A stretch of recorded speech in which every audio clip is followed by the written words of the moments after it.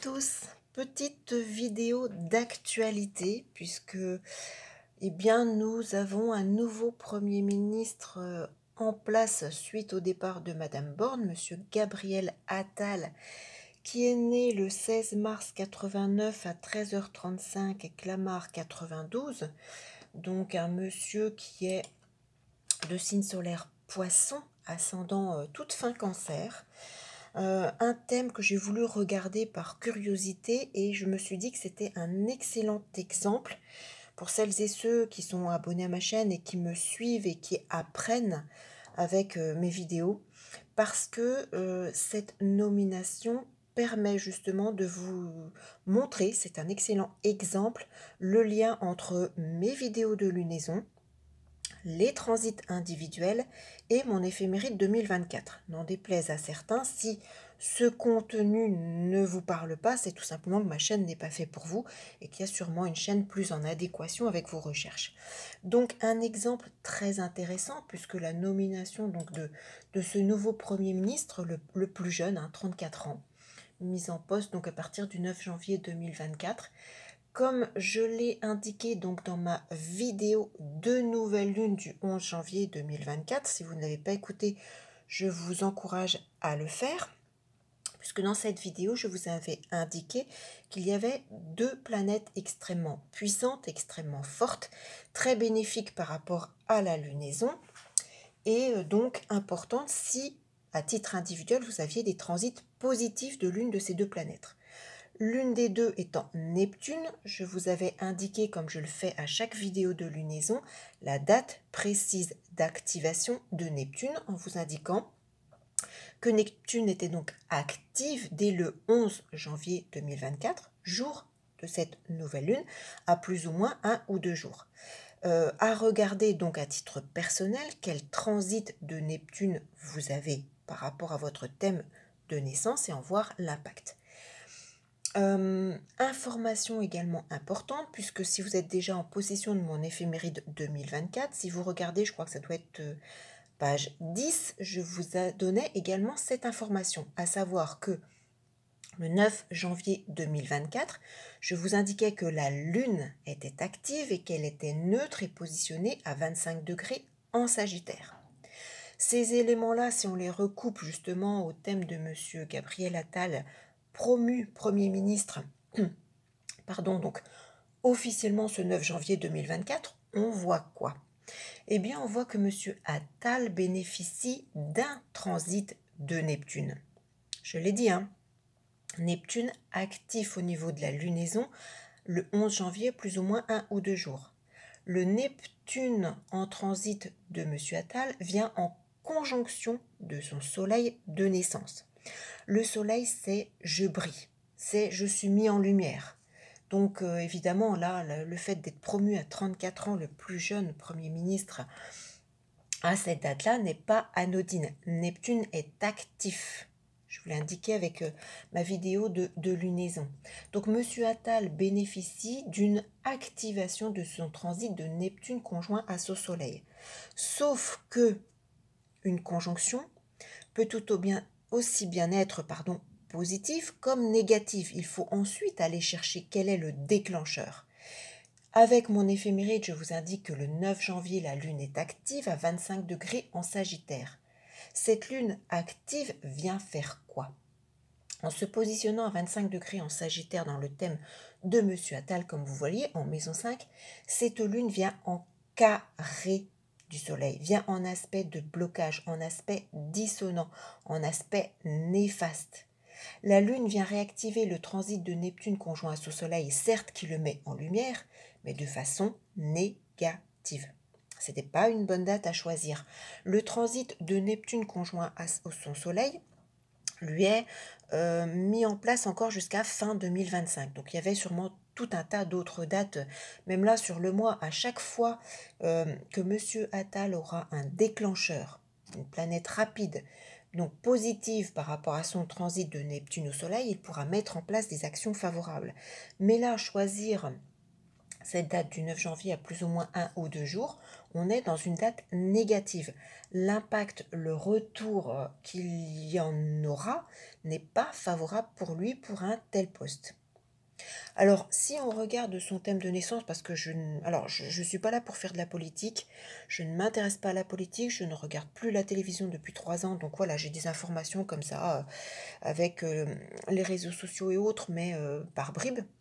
Donc, je suis pas là pour faire de la politique, je ne connais pas cette personne, j'ai fait quelques petites recherches, donc apparemment, c'est un monsieur qui a, bon, voilà, un parcours déjà euh, au niveau de la politique. Après, est-ce qu'il est suffisamment important pour gérer l'État?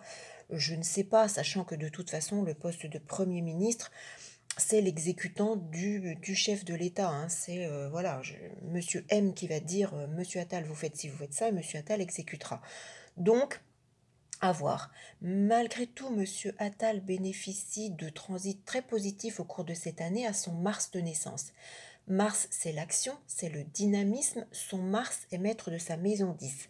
La maison 10, c'est la carrière, c'est la destinée, c'est la place sociale, c'est également la politique. C'est aussi le chef de l'État. Donc, je pense qu'il y a un lien peut-être positif entre les deux pour peut-être mettre en place des choses au cours de cette année 2025. J'avoue que lorsque j'ai vu son thème de naissance, j'étais un petit peu surprise au niveau politique, avec cet amas planétaire en maison 9, l'étranger est extrêmement important pour lui. Il y a Mercure, Vénus, Soleil. Donc, il a des parents d'origine étrangère, hein. Donc, Soleil en maison 9, ça peut être justement le papa d'origine étrangère.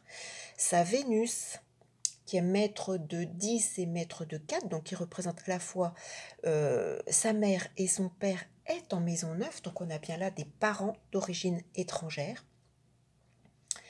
Apparemment, il serait paxé avec un autre homme politique, donc je ne sais pas. Je pense que ça, l'annonce de l'homosexualité, peut-être pas si bien passée que ça au niveau des parents avec l'opposition à la Lune Noire, mais je ne sais pas. Par contre, je pense qu'il a un très bon relationnel avec ses parents, hein, il y a de bons aspects. Ce qui est plus embêtant, c'est que ce transit de Neptune, Neptune natal, est en maison 6. Donc la maison 6 fait référence au quotidien, au travail quotidien. Ça fait référence également aux petits peuples, aux ouvriers, au monde médical, donc toutes les professions médicalisées.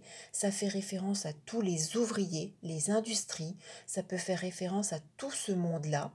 Donc avoir un Neptune conjoint au Soleil mais réactivé de façon carrée, ça semble bloqué. Peut-être que le petit peuple, entre guillemets, voilà, ne va pas trop accepter, vous comprendre, ou voilà, se dire qu'il est peut-être trop jeune, hein, tout simplement. Ça va être un peu compliqué. Ce qui me, ce qui m'interpelle également, c'est que ce Neptune est maître de 9, hein, donc les hautes sphères de l'esprit, la foi, la religion, l'étranger. Donc attention, un transit de Neptune conjoint au Soleil réactivé de façon carrée vis-à-vis de l'étranger, ça peut ne pas passer. Il faut vraiment qu'il utilise les phases favorables à ce transit Neptune conjoint Soleil. Donc quand il y a des activations positives pour vraiment prendre des décisions et mettre des choses en place, surtout en lien, voilà, l'étranger, les hautes connaissances, toutes ces choses-là. Ce qui m'interpelle également, c'est sa lune, hein, qui est conjoint pratiquement à son ascendant, maître du cancer, en cancer, maître de 12. Donc on a là aussi tout ce qui est caché, flou. Donc j'ai un peu l'impression que ça peut être un monsieur qui peut peut-être manquer de réalisme, qui peut peut-être nous cacher des choses, peut-être pas forcément se dévoiler, ou peut-être pas forcément dévoiler réellement ses plans. C'est quelqu'un qui veut avancer, hein, on le voit bien. Euh, je pense également que ça peut être sa foi qui le conduit, qui le mène. Peut-être qu'il a une foi importante et qui se sent, voilà, dans l'obligation de réaliser des choses par foi. Euh, il y a aussi cette notion, hein, avec Neptune dissonant Soleil, hein, peut-être que malheureusement les buts et les objectifs sont hors de portée. Il y a une très forte naïveté. Certes, beaucoup d'intuition malgré tout avec cette lune, mais peut-être un côté, voilà, comment je vais dire, un peu sacrifié, hein, j'ai envie de dire ça, de par sa naïveté, de par Ouais, j'ai un peu l'impression de ça. Peut-être que justement, je pense qu'il va primer son côté professionnel et qu'il peut sacrifier des choses personnelles, se sacrifier. D'autant plus que Pluton est conjoint à son descendant actuellement, hein. Donc il y a une réelle transformation au niveau de son couple, au niveau de certains contrats, au niveau de certains engagements.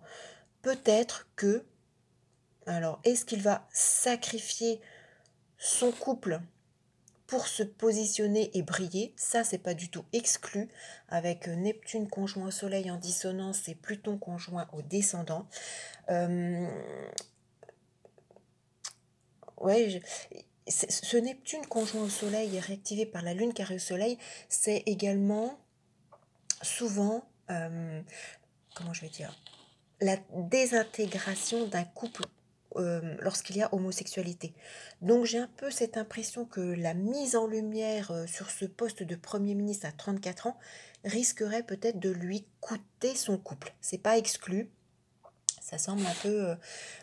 En même temps, j'ai l'impression que. Alors oui, j'étais très surprise d'un poste en politique parce que vraiment le côté foi, idéal, euh, il est très fort. Alors, est-ce que par la suite, il quittera la politique pour quelque chose de plus, allant plus dans ce sens-là? Euh, Comme je dis, il y a quand même de très bons transits à son Mars, un Mars maître de 10. Mars maître de 10, donc la carrière, la politique, il est conjoint au natal à Jupiter, hein, la chance. Il a beaucoup de chance en maison 11, donc il a des appuis, il a beaucoup d'aide dans son entourage proche. Il est très intuitif justement pour trouver les bonnes relations. Par contre, attention, parce que Mercure, la communication, maître de 3, les petits déplacements, les courriers, les écrits, justement, hein, positionnés en 9 mais carré à ce Mars, maître de 10, il peut y avoir justement beaucoup d'incompréhension dans sa façon de s'exprimer, dans ses discours, dans ses textes, beaucoup de choses compliquées par rapport à ce point-là. Très intuitif, mais ouais. Vénus, les amours également neufs, hein, des amours portés vers des personnes d'origine étrangère également. L'étranger est extrêmement fort et puissant dans son thème de naissance. Qu'est-ce que je pourrais vous dire? Je voulais vraiment insister sur ce point. Il peut y avoir également c'est quelqu'un qui peut être aussi peut-être très rêveur, peut-être pas réellement dans la réalité, peut-être pas avoir conscience. Peut-être qu'il peut être justement avoir se voiler la face et on a ce côté un peu peut-être immature, hein, mais très ouais, Lune Cancer, Neptune fort. Je sais pas, il y a peut-être une disharmonie également entre ce qu'il fait et ce qu'il dit. Je sais pas, on verra en fonction de ce qu'il va faire, de ce qu'il va exécuter en fait, hein, surtout. N'oublions pas quand même que une mise en place d'un poste aussi important sous un transit de Neptune conjoint au Soleil, ça veut dire qu'il va dépendre de ce cycle. Une conjonction, surtout avec une planète très lente, on est parti quand même pour très longtemps, même si Neptune conjoint Soleil est actif jusqu'à fin 2025. Alors est-ce que dans 2 ans on rechangera, 2 ans, 3 ans de Premier ministre? Je ne sais pas. Parce que le cycle de Neptune en conjonction, ensuite, c'est le sextile 28 ans plus tard et le carré n'arrive que 14 ans ensuite derrière. Donc on a quand même quelque chose qui se met en place, peut-être que ça va le propulser et puis que dans 2 3 ans, peut-être qu'il fera autre chose ou peut-être qu'il va durer, je ne sais pas, peut-être que on verra, je pense qu'il faudrait vraiment étudier tout son thème et suivre pas à pas son prévisionnel. Pour l'année 2025, là encore, je pense qu'il va bénéficier de beaucoup d'aides et d'appuis politiques qui vont le servir, parce que ce Mars est très bien aspecté, je l'ai dit, par Pluton, donc transformation bénéfique sur la durée. Il y a également, je crois, un petit Jupiter conjoint qui revient en conjonction oui, à son Mars, donc il y a des choses importantes pour lui sur cette année 2024 à voir comment vont évoluer les choses, quel sera l'impact sur sa vie privée avec ce Pluton conjoint au descendant. Est-ce que ça va faire exploser son couple? C'est pas du tout exclu, je le pense fortement. Mais attention, hein, Neptune, c'est les illusions, c'est les rêves, c'est les tromperies, c'est les choses qui sont floues, les incompréhensions, c'est les choses cachées, c'est le brouillard. Alors, est-ce que ce sera pour lui, ce sera... voilà, je pense que le côté peut-être qu'il voilà, se rendra peut-être pas trop compte de la manipulation, ça peut être toutes ces choses-là. Attention pour lui vis-à-vis de tout ce qui est en lien avec l'étranger, la communication, les déplacements, la foi, la religion, toutes ces choses-là. Attention comment il va rédiger ses textes, ses discours, parce que c'est le point faible à Mercure, maître de 3 en 9, maître de 11, donc il peut y avoir aussi des amis qui peuvent le lâcher, hein. Évidemment, quand on est jeune et qu'on est propulsé comme ça crée beaucoup de jalousie, ça peut être aussi toutes ces choses-là. Ça peut être des difficultés également avec la presse, hein.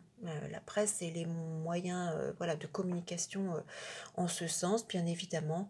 Mais à voir comment les choses évolueront. Je vous ai juste vous faire comprendre le lien entre lorsqu'une planète est active en lunaison, toujours regarder ce qu'elle fait dans votre thème de naissance. C'est sûr que là, Neptune conjoint Soleil, il aurait choisi un moment, un jour où la Lune était trigone à son Soleil, c'était parfait. Trigone, sextile, bon, éventuellement une conjonction, ça aurait été compliqué, conjonction sur conjonction, mais là, avec un carré, c'est pas le top, puisque ça donne, euh, la Lune vient influencer de façon négativement ce transit de base, donc c'est pas bon. Donc à voir comment ça va évoluer, mais voilà, lorsqu'une planète est active dans les lunaisons, lorsque je vous donne une date, regardez ce que cette planète fait à votre thème de naissance. Regardez également au niveau de mon éphéméride, si vous ne l'avez pas encore commandé, je vous invite à le faire. Très très franchement, parce que nous sommes en tout début d'année 2024. Donc là, vous allez pouvoir suivre tout au long de l'année, chaque jour, ce que je vous indique. Là, voilà, à titre personnel, le 9 janvier 2024, la Lune est active neutre à 25 degrés en Sagittaire. Qu'est-ce qu'elle fait à votre natal? Si vous-même, vous avez... Neptune, je sais pas moi, trigone à votre soleil et que la Lune vient justement en sextile, en conjonction ou en trigone également à votre soleil, c'est parfait pour vous. Donc un outil, je pense, vraiment utile, indispensable si vous voulez comprendre, décortiquer et utiliser au mieux les aspects bénéfiques des astres. Donc voilà, sur ce, n'hésitez pas à me mettre un petit pouce positif si vous avez aimé. Alors un message ou un commentaire si vous le souhaitez, mais je préviens, pas de choses négatives vis-à-vis de la politique. YouTube censure de plus en plus les chaînes, les commentaires. Il y a beaucoup de messages qui disparaissent. Donc ça ne sert à rien de... Voilà, nous allons voir. Hein, de toute façon, on n'a pas le choix. Et puis abonnez-vous à ma chaîne si vous venez de la découvrir, si vous aimez, si ça vous parle, si vous voulez en savoir plus. Suivez bien toutes mes vidéos, cliquez sur la petite cloche noire pour ne pas manquer justement ces lunaisons avec les dates clés. Et puis donc je vous retrouve bien très vite pour une toute autre vidéo. Je vous dis à bientôt.